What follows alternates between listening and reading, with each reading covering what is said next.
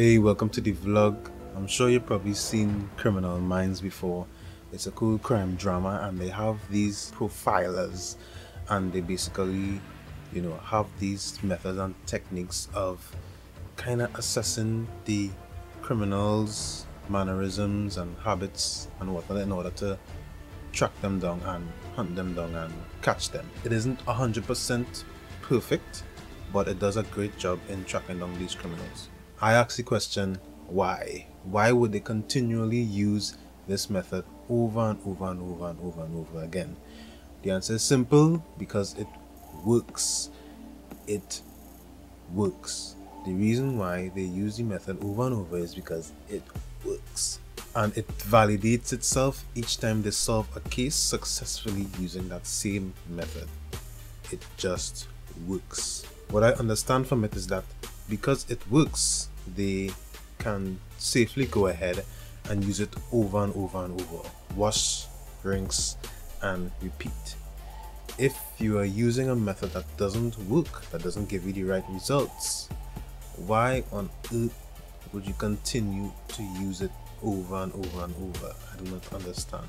You shouldn't. Only do something over if it is tried, tested, and proven.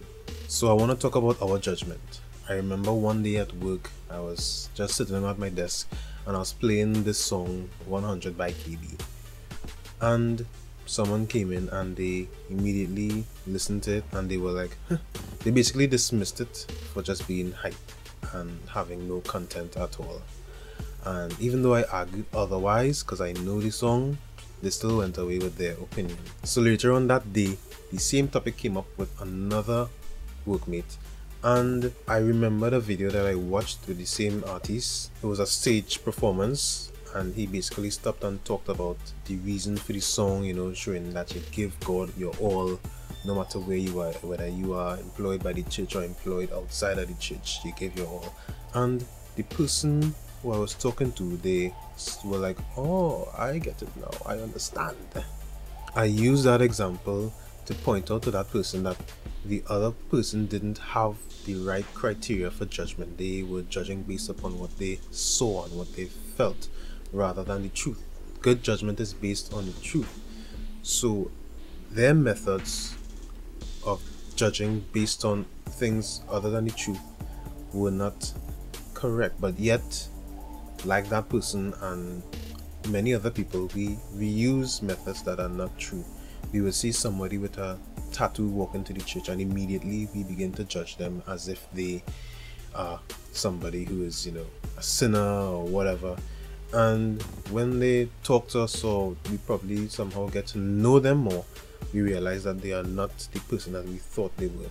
Our standards of judgment were wrong, yet we still use it over and over. It's almost as if we still don't get that our judgments are bad. We like to quote that God sees the heart and man sees the outer appearance, but we don't apply it to our lives. And that came from the story of David, when the priest Samuel was going to anoint the new king after Saul. Then he went by the house of Jesse and he used his own judgment to select the next person, the next boy child that they were supposed to anoint, and God kept telling him no. Then when they finally reached to David, God showed him that that was the one, and pointed out the fact that man sees the outer appearance but God sees the heart.